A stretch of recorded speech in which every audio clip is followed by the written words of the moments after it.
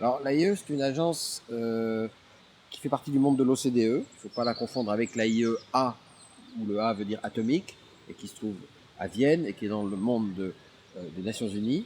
L'AIE appartient à l'OCDE, c'est une agence indépendante qui travaille sur l'énergie depuis le choc pétrolier, qui a été créé en réaction au choc pétrolier, et dont le premier rôle, si vous voulez, est de coordonner la réponse des pays consommateurs face aux pays producteurs de pétrole, et en particulier d'entretenir les stocks stratégiques de pétrole qui permettent de pallier une interruption physique, une pénurie physique de produits pétroliers.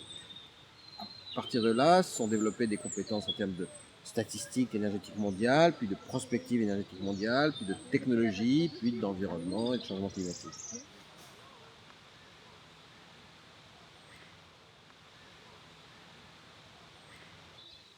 C'est encore pas tout à fait gagné, notamment parce que on ne sait pas ce qui va sortir de la loi sur la transition énergétique. On a quand même beaucoup d'obstacles en France qu'on n'a pas toujours ailleurs. On a un objectif photovoltaïque ou solaire en général qui est très faible, qui est atteint. Alors celui-là il est atteint, mais il est faible. La contribution, un objectif à 5 gigawatts, c'est euh, c'est ce qu'a le Royaume-Uni aussi aujourd'hui. Hein. Ils ont pratiquement autant de solaire que nous au Royaume-Uni.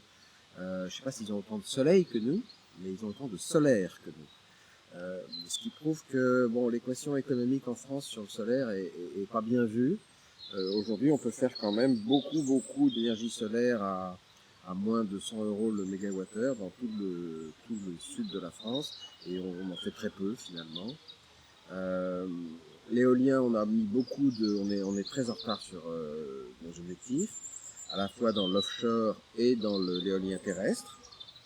Et je vois que le Sénat veut mettre de nouvelles prescriptions qui ne font pas grand sens du point de vue du bruit réel ou des nuisances réelles.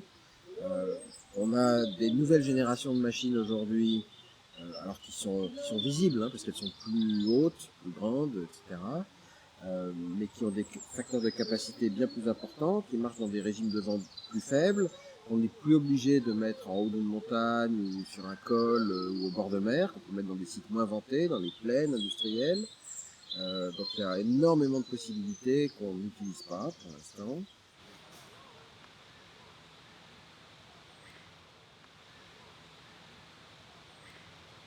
Donc le nucléaire est plus flexible qu'on ne croit et qu'on ne dit. Alors ça dépend du cycle du combustible, de quelle période on est, mais d'ailleurs on ne pourrait pas avoir 75% de nucléaire en France si le nucléaire n'était pas au moins un peu flexible, puisqu'on a des écarts entre la pointe extrême d'hiver et les moments de plus faible demande qui vont de 1 à 3. Donc si le nucléaire n'était pas du tout flexible, on ne pourrait pas avoir une part aussi élevée. On, on parle toujours de la variabilité des renouvelables, on oublie toujours qu'elle vient se greffer sur déjà la grande variabilité de la demande. Et que donc nos systèmes sont déjà habitués à gérer de la variabilité, et heureusement.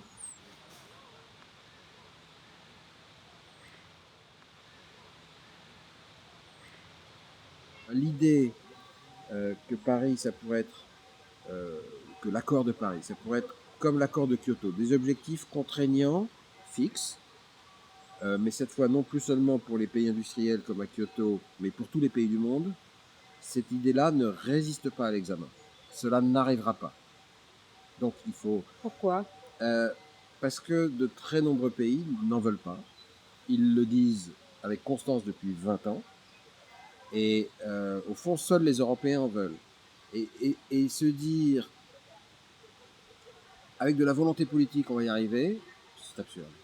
L'Europe n'a pas les moyens politiques d'imposer sa façon de voir la lutte contre le changement climatique à tout le reste de la planète. Les Américains, plus les Chinois, plus les Indiens, plus... ça c'est pas possible.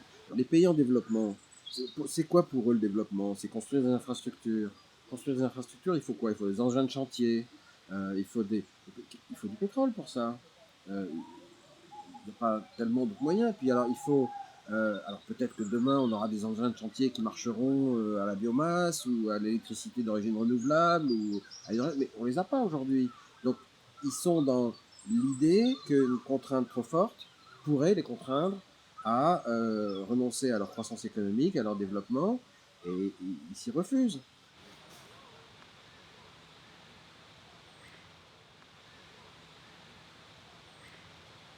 que dans l'incertitude où sont les gouvernements sur l'évolution des technologies ou des modes de vie à 5 ans, 10 ans, 15 ans, s'engager sur un niveau précis d'émissions dans 10 ans, 15 ans, c'est courir le risque de ne pouvoir l'atteindre qu'en contraignant fortement la croissance économique. Et aucun gouvernement ne veut faire ça.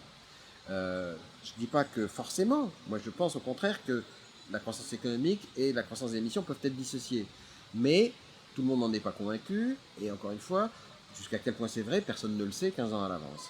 Donc prendre un objectif vraiment précis, contraignant et ambitieux, c'est très très difficile pour un gouvernement.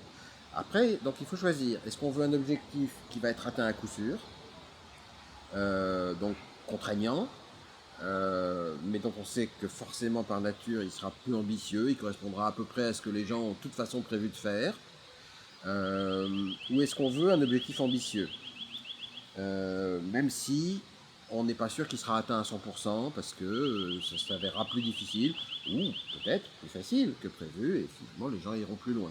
Donc est-ce qu'il vaut mieux de la flexibilité ou est-ce qu'il vaut mieux de la certitude sur le niveau d'émission à 5 ans ou 10 ans?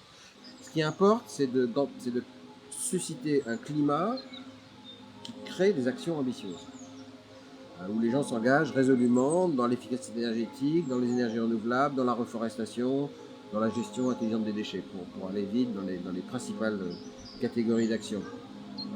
Le niveau exact d'émissions qui sera atteint en 2025, on s'en moque.